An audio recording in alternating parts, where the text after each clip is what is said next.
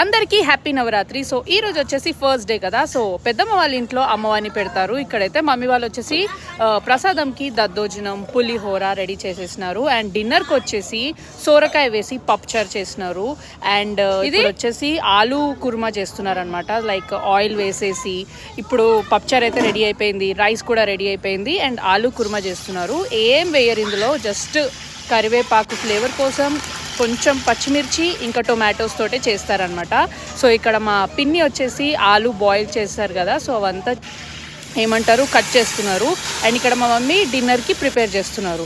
So ఆయిల్లో కరిపత్తా ఇంకా ఏమంటారు కొంచెం గ్రీన్ చిల్లీస్ వేసేసి అందులో టొమాటోస్ వేసి ఏమంటారు ఇంకా అంతే పెరుగు కొంచెం కొబ్బరి పొడి ఇవన్నీ పైనుంచి ఫ్లేవర్ కోసం వేయాలన్నమాట. టొమాటోస్ని మంచిగా మనం ఉడికించేసుకోవాలి, కొత్తిమీర కూడా వేయాలి.